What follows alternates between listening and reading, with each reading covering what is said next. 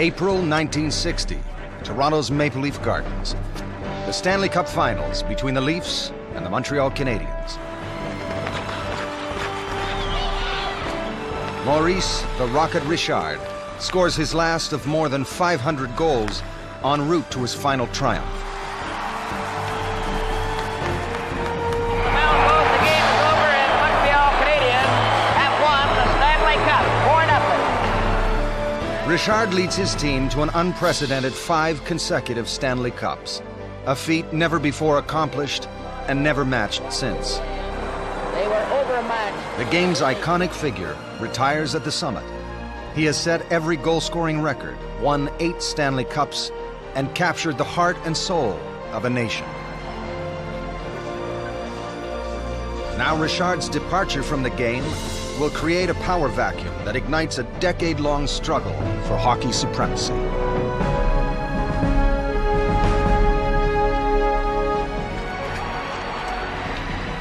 It is a tale of 2 cities as Toronto and Montreal collide in a clash of culture and a war on ice. Across the country, baby boomers embrace the game in record numbers. A rebel generation of women fight to pull their game back from the brink of extinction. The 1960s are a decade of optimism and excitement. And for many Canadians, the golden age of hockey.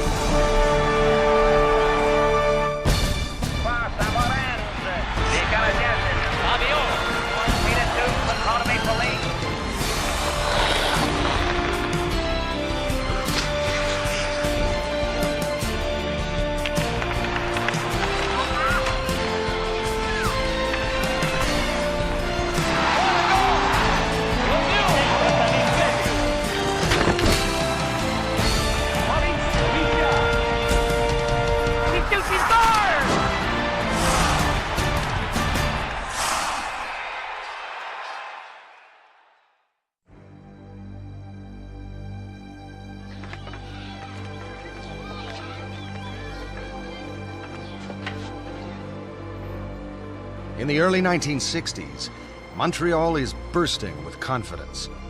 It is Canada's metropolis and its financial engine.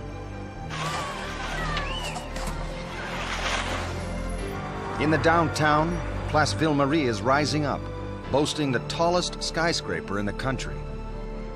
And to cap it all, Montrealers are preparing to welcome the world to Expo 67.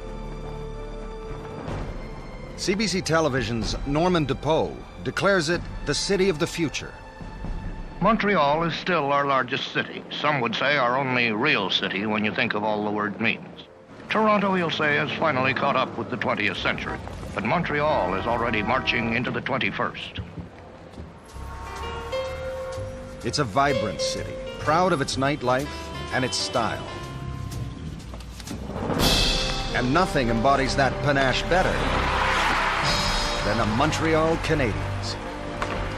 They are the most exciting hockey team in the world, worshipped by those who have revered hockey for generations, like the family of Eric Lalonde. The Canadiens have always reflected and have been attached to the people, not only of Montreal, but of the whole province.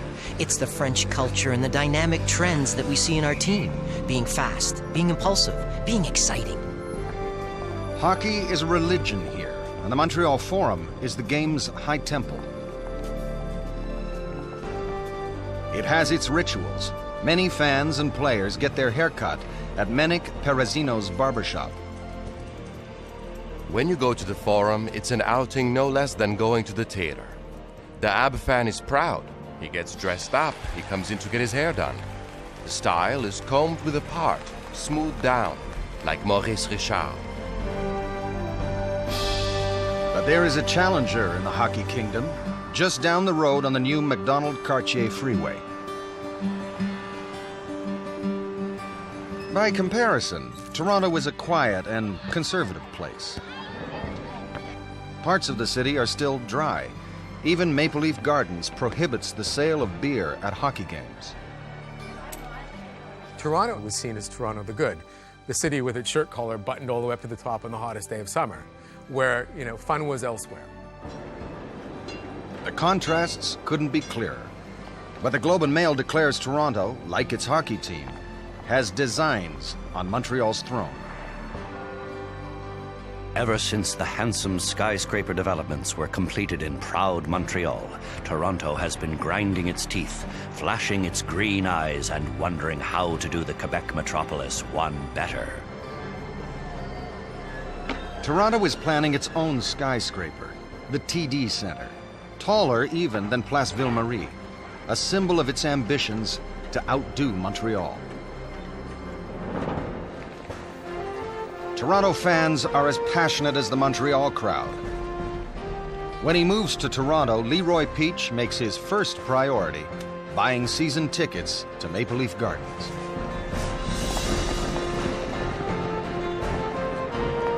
I don't care what they say in Montreal. The most quintessential team in Canada is the Leafs. It's not just Toronto who owns the Maple Leafs. The whole nation owns the Toronto Maple Leafs. For decades, Major Conn Smythe, the man who built the Maple Leafs, has called them Canada's team. On their chests, they wear the nation's symbol, but Montreal carries its name, and both see hockey as a fight for national bragging rights. History is such an important part of what makes a rivalry. And, so the cities have had history with each other, the teams have had history against each other, and this goes back for a lot of years. The battle between Montreal and Toronto has raged for generations. Toronto has been struggling to regain its form for more than 10 years. The last time the Leafs won the Cup was 1951. The hero of that game was bashing Bill Barilko, a fine young defenseman who brought his crushing body checks and Hollywood smile to the blue and white. Barilko had scored the winner in overtime to beat the hated Montreal Canadiens.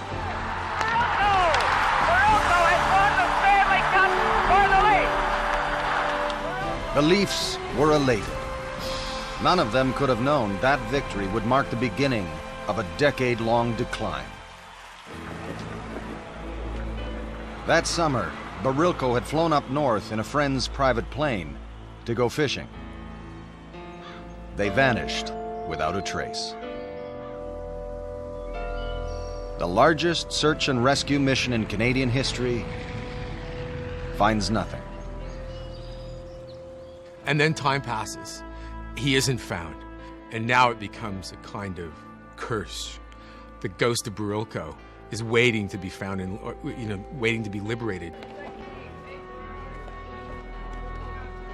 When the following season opens, his sweater is hung in the Maple Leafs dressing room. But for the next 11 seasons, there will be no Barilko, no Stanley Cups. The player who takes his place in the lineup is a tough 22-year-old from Northern Ontario named Tim Horton.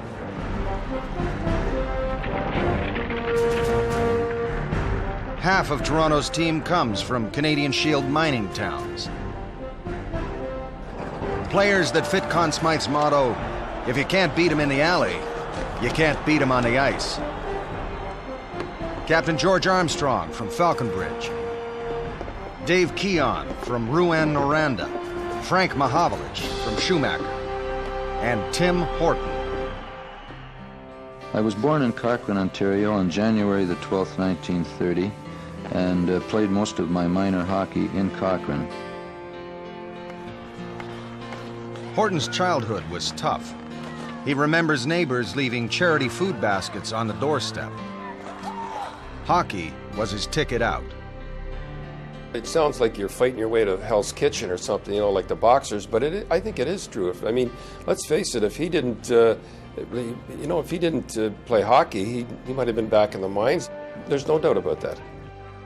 When Horton is brought up by the Leafs, there's no going back. He's made it to the big time, and he's a star. Tim Horton had a certain mythology about him. And what we knew as a kid was that he was this incredibly strong guy. I mean, that you know, boy, if you go into the corners with Tim Horton, no chance. He was the mild-mannered guy who off ice wore horn-rimmed glasses. And we never imagined hockey players, you know, wearing glasses. And, you know, this was Clark Kent and Superman. But hockey players, even supermen, aren't paid much. And Horton is still haunted by the specter of poverty. So when the hockey season's over, Horton works in boss Conn Smythe's gravel pit. He's escaped the mines only to find himself toiling in the quarries. Hoping to build financial security, he tries to start his own business. First, a car dealership, and then a string of hamburger stands. All fail. But on the ice, Horton's luck and the Leafs is finally beginning to turn. In 1962, Toronto muscles past Montreal and makes it to the finals. They beat Chicago, and the Stanley Cup is once again paraded down Bay Street.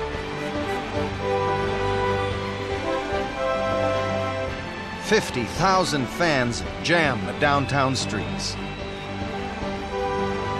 In the words of one local politician, even the Queen never had a crowd like this. Then, a news bulletin from the north interrupts Toronto's summer-long celebration. The remains of the former Toronto Maple Leaf hockey star Bill Barilko have been found in the northern Ontario wilderness. The mystery is solved. The ghost laid to rest. For Toronto faithful, it's as though a curse has been lifted. After more than a decade lost in the wilderness, the Maple Leafs are back in fighting form.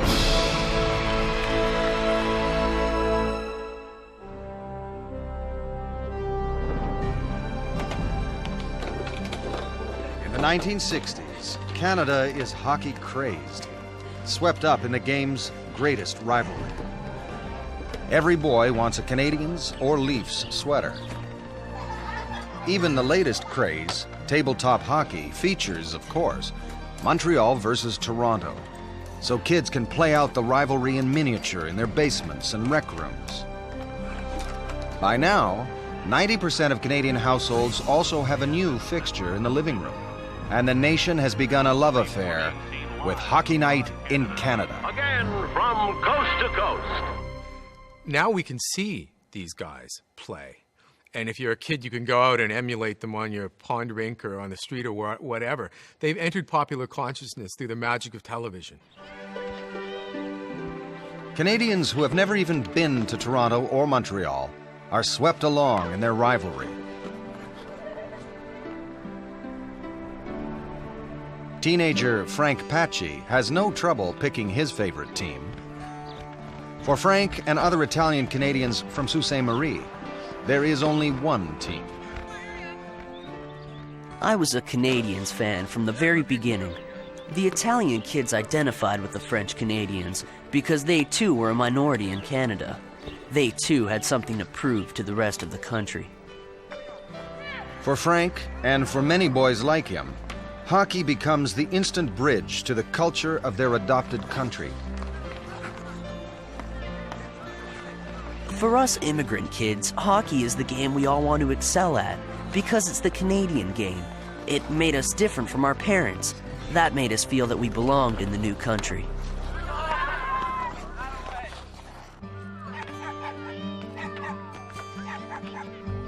This is the height of the baby boom, and cities are expanding everywhere. The Patsku family home is a new bungalow in Toronto's sprawling suburbs.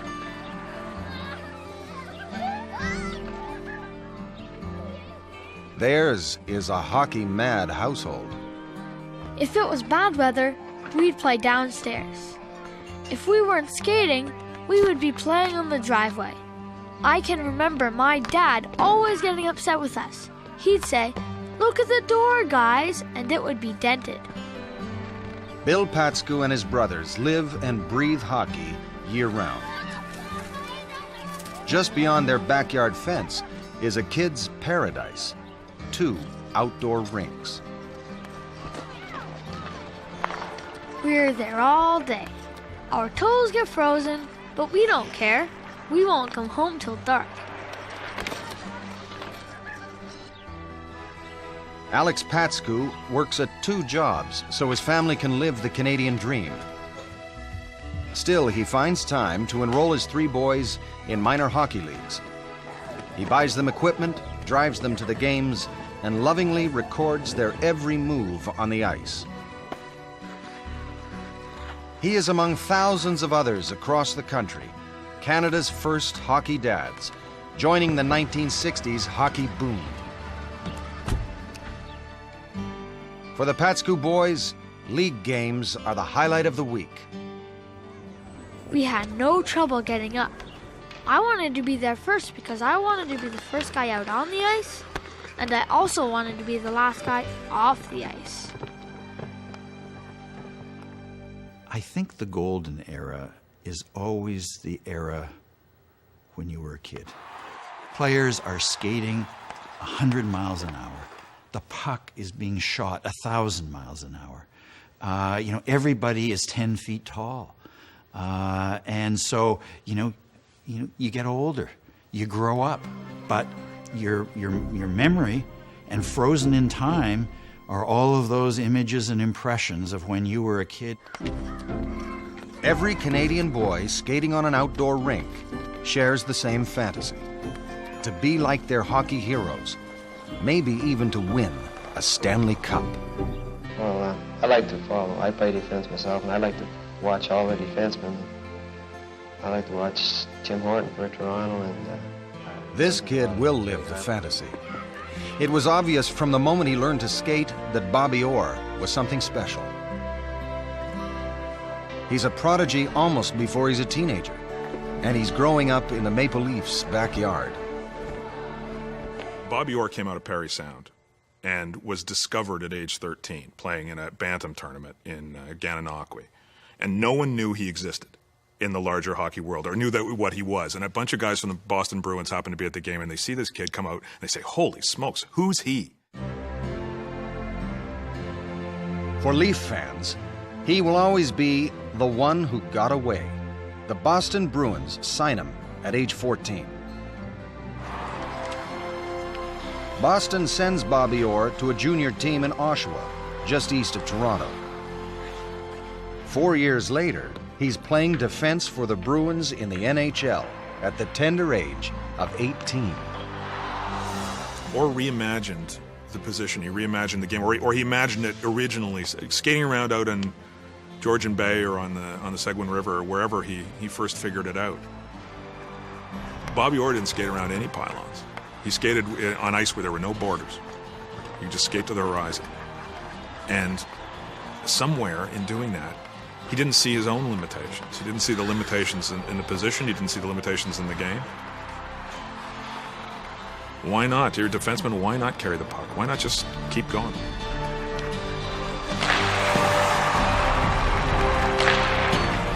His style of play is revolutionary.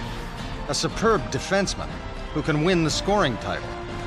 And Bobby Orr gives hockey one of its most enduring images.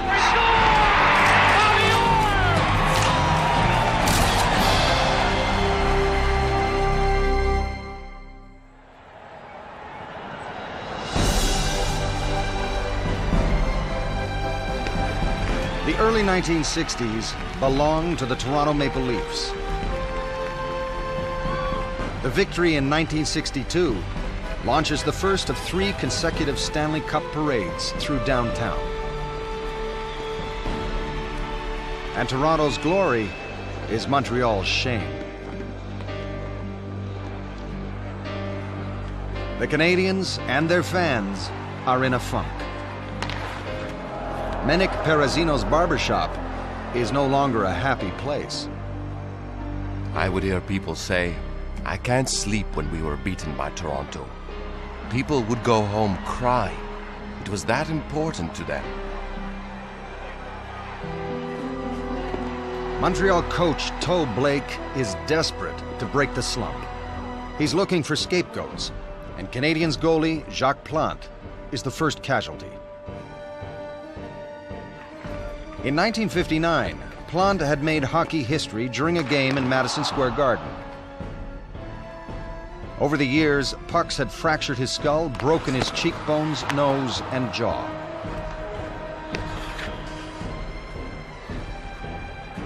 On this night, he'd just taken another 13 stitches in a face that already carried the scars of 200 others.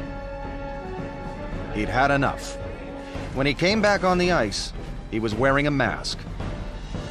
He would never play another game without it. Everyone who plays goal, from now until the end of time, owes something to Jacques Plante. The very least they're going to owe is maybe a broken nose or a teeth. They might well owe their life. Some players are going to owe their life to Jacques Plante. You know what else it did? The mask changed the architecture of the position. Now you could get lower. Plante had simply adapted to the new realities of hockey, with bigger, stronger players. The game is faster and a lot more dangerous. The curved stick is all the rage, and in the right hands, it's a devastating weapon. Bobby Hull's slap shot is clocked at 100 miles an hour, hard enough to shatter arena glass. Plante had every reason to cover up, but Canadiens coach Toe Blake doesn't see it that way. He believes it's a sign that Plante has lost his nerve. He trades him to New York in exchange for barefaced Gump Worsley. Even the Canadiens' big captain is under suspicion.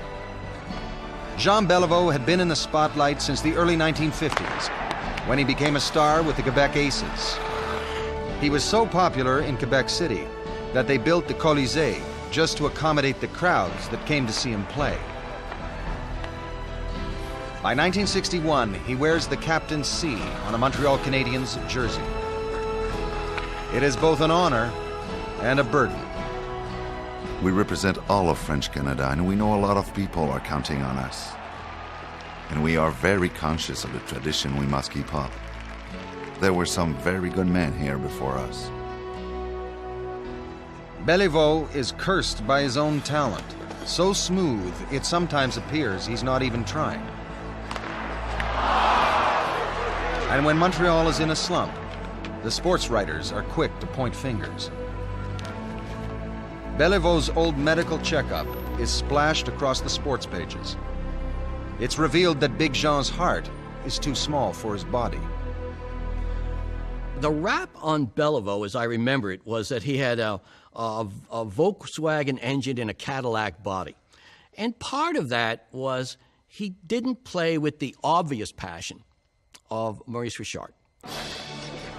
Still, Beliveau is the team's top scorer and one of its most physical players. And slowly, he begins to lead the Canadiens out of their slump. Now Montreal adds a little muscle to beat the Maple Leafs at their own game. And the next thing you knew, John Ferguson was out there fighting with everyone on the Toronto Maple Leafs team, saying, remember the free skating era, the Flying Frenchmen and the nice guys? That era is over. In the mid-1960s, Montreal and Toronto play each other 14 times each season. And for players like Terry Harper, every game is war. These are the games.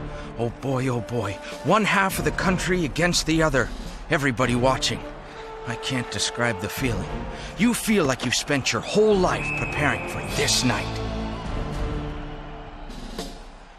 Well, they used to hate each other. You see some of the guys, even today, you know, they have a tough time to communicate with some of the players that they played against. It must have been war at the time, you know. I would have been very surprised to see two guys from different teams to go and have a beer after the game together. Forget it. In the spring of 1965, the Canadiens, led by Jean Beliveau, make it back to the top. When we took the ice, the foreign fans were cup-starved and showed their desire to end our 4-year drought with a huge ovation that pumped us from the first drop of the puck.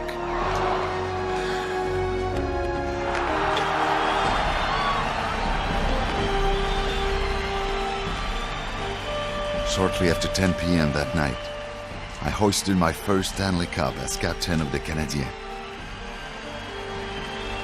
For Béliveau, that 1965 victory, followed by another in 1966, is sweet vindication. For Montreal, it's merely an appetizer. The city is buzzing with activity, getting ready for the big party, Expo 67. Canadiens coach Toe Blake is caught up in the mood. Your Worship, especially for you in the opening of your expo, we'll win the cup again in 1967. A boast made in a moment of hubris that Toe Blake and the Montreal Canadiens will come to regret.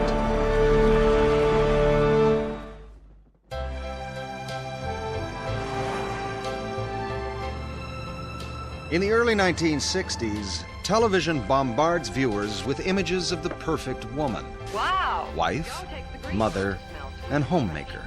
Florian, your home is nicer to be in. Since the Second World War, women have been squeezed out of public life, kept out of professions and politics, and still a rarity on university campuses. But all of that is about to change. The 60s will be a breakout decade for women as tradition gives way to a new world of opportunity. Women can start entering university. They can start dreaming of careers that they couldn't have before. They can start maybe thinking of being an athlete then. Cookie Cartwright is one of the new breed. She's the only woman in her class at Queen's University's law school. And she loves sports. Cookie starts a campaign to revive the university women's hockey team. It has a history dating back to 1894, but the team has been extinct for 10 years. And Cookie finds the university administration would just as soon keep it that way. Everybody thought hockey was too rough. It was kind of an oddball sport for women to play. For loners, the sort of people who thought independently and didn't follow the crowd, and didn't care what other people said about you. It's not just a matter of gender, it's also about money. Football was king. The total budget for athletics for women was the same figure as the cleaning bill for the men's football team. Cookie and her teammates have to scrounge for equipment. In an old storage room under the stands, they find a stash of musty pads and 30-year-old helmets. When they can't afford the real thing, they grind the picks off the blades and play on figure skates. But there's nothing second-rate about their game. In 1963, Cookie Cartwright leads Queens to the Women's University Hockey Championship. It's just one sign that women's hockey across the country is making a comeback. In the 60s, it was not just, okay, now women could work, could vote, let's play hockey. It was just a matter of, like, could we now take the place in hockey that we always wanted? Joey Bush was just 13 when she started playing on the Shellettes, a team sponsored by a Don Mills gas station owner. By the time she's 16, she's a veteran on a squad that prides itself in playing a tough, intimidating game. The kind of hockey that demands a name and a logo with the right attitude. The Shellettes become the Don Mills Satan's Angels, outlaws on ice and the best team in Toronto. There was a lot of hitting because we had body checking. We weren't angels when we were on the ice. The Satan's Angels aren't the only Mavericks in women's hockey. The Montreal Cougars are a team of all-stars, the best in the city. By day, they're teachers, nurses, and office workers. But by night, in the Paul Sauvé Arena, they're a rough and punishing hockey team. Trouvez-vous que c'est dur jouer au hockey? Non. When the Cougars and the Satan's Angels play each other, it's merciless. And for Joey Bush, every time they face off, their games have all the passion and fire of Canada's great rivalry. We hated to lose to them. I don't think it was any different than Leafs versus Canadians. We were all Maple Leaf fans, and they were all Canadiens fans.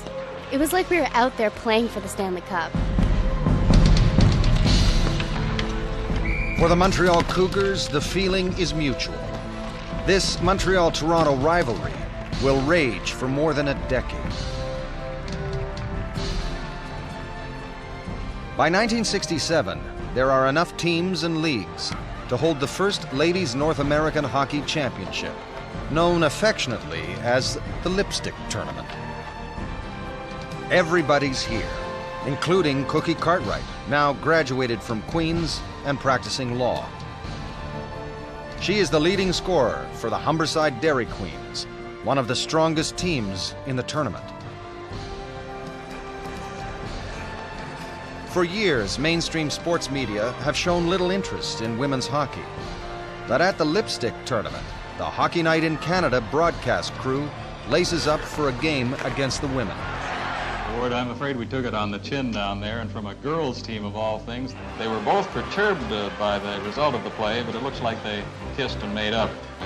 I fell down there, and look at you, missed that check, and there's another goal. Not the kind of coverage hockey players like Cookie Cartwright were looking for. They all thought it was a big lark. I don't think we expected anything more than that from them, really. Cookie Cartwright has more serious concerns. In the tournament's championship game, her Dairy Queens take on the powerhouse, Don Mills Satan's Angels. Cookie scores the dramatic winning goal and is named the tournament's most outstanding player. In women's hockey, this is the equivalent of winning the Stanley Cup. And that night, the Humberside Dairy Queens party in accordance.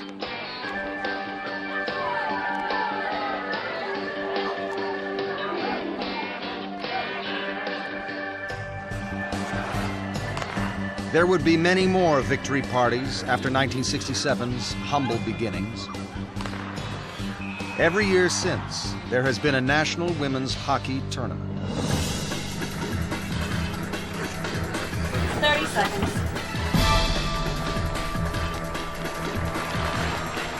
We're going live. Today, girls and women from all over the world come to Canada to compete in the largest female hockey tournament on the planet. 3, 2, The sports media gives it full coverage. But this time, it's no joke. The arena is packed with fans and talent scouts, watching for the next generation of hockey stars.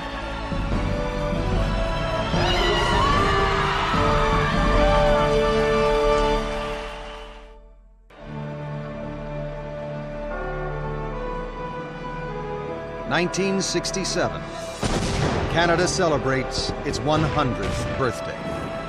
The federal government creates a special fund for centennial projects, and cities and towns get to choose their own gift. In true Canadian fashion, the most popular project is, what else? A new hockey arena. Hundreds are built in every shape and size all over the country.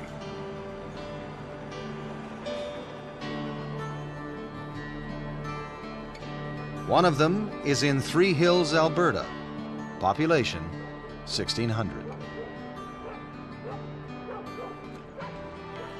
We're rural here. I could pretty much tell you everybody who lives in town, where they live, and what the name of their dog is. Bruce Somerville plays on the local team, the Three Hills Wheat Kings. Sometimes it's not much fun. I play a lot of hockey all the time, all outdoors, in the freezing cold. Because we don't have a proper rink, some of the bigger towns won't come to play us outdoors. Three Hills needs a hockey arena, a place to bring the game in from the cold and put it on decent ice. An arena will put Three Hills on the map. The federal grant covers only part of the cost. To make the dream come true, the whole town has to pitch in with labor and materials. It's a long, hard job. The arena floor takes 1,200 wheelbarrow loads of cement, each one mixed and poured by hand. It wasn't the levelest floor when they got it done, but it's a palace to us. Like so many others, the Three Hills Arena becomes much more than just a hockey rink. It's the hub of the community's life, home to everything from hockey to high school proms. We value this not as a structure. We value it as a place where we come together as community. Sports connects, whether it's a backyard rink, connects you with the people you love. A little town arena connects me with my neighbors, with my children. It's connective tissue. It connects us all. And that's one of the enduring wonders of sport. The community arena is one of the country's great centennial legacies. But the biggest centennial celebration of all is Expo 67. That spring, Montreal opens its doors, welcoming 50 million visitors to the World's Fair. But to hockey fans, an even greater spectacle is in the works. Crowned this centennial year is the greatest prize the country could ever imagine. The Stanley Cup will be contested between Toronto and Montreal. Canada's team versus Canada's team. That's the national birthday present. The finals are set to begin during Expo's first week. The Montreal Canadiens are already planning for victory. The city even prepares a spot in the Quebec Pavilion to display the Stanley Cup. Toronto gets ready for the series with a more modest project. The team redesigns its classic uniform to sport a contemporary maple leaf, just like Canada's new flag. What's not new are the Leafs players, dubbed the Over-the-Hill Gang by Canada's hockey press. Tim Horton is 37. So is Terry Sawchuk. And Johnny Bower is 42. They are definitely the underdogs. And after the Canadiens win the first game, it looks as though Toe Blake's promise is safe. But great goaltending can make miracles happen. And the Leafs' two old netminders stonewall Montreal's best. Both their goalie, Bauer and Terry Sawchuk, beat us. I still see in my mind in one of the games when I walked in on Sawchuk, and to these days I still ask myself how he could catch that puck. The final game is in Toronto. And it's electrifying here in Maple Leaf Gardens at the moment.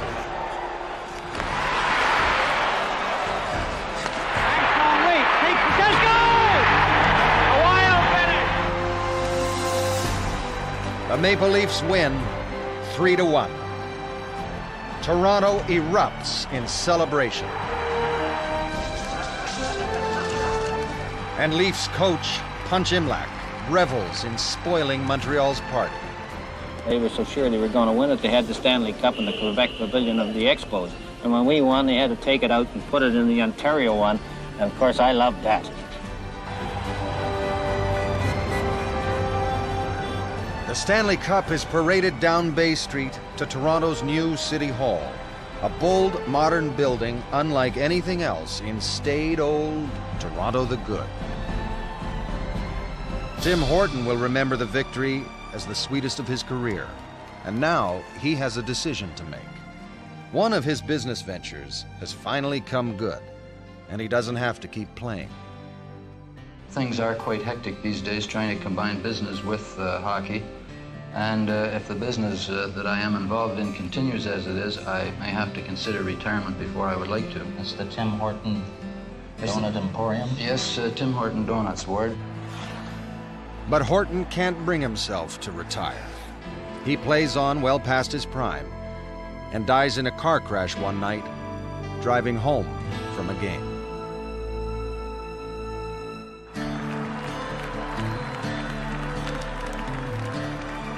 Jean Beliveau will win the championship with the Canadiens 3 more times before he retires. But 1967 is the last time the Stanley Cup will ever be raised in Maple Leaf Gardens. It also marks a turning point for both the game and the country. I think it was a real signpost year in all sorts of ways that got just beyond the hockey. There were a whole bunch of cycles that were ending and a whole bunch of cycles that were beginning. And to me, it was the end of the old traditional era in not just hockey but Canada, and the beginning of a contemporary Pierre Trudeau, outward-looking Canada and an outward-looking NHL. The next year, the NHL expands, doubling in size, and all 6 new teams are awarded to cities in the United States. Never again will Montreal and Toronto meet in the Stanley Cup Finals. Canada's team versus Canada's team. The golden age of hockey's greatest rivalry is past. But the game is about to burst onto the international stage with a Cold War face-off between the superpowers of hockey.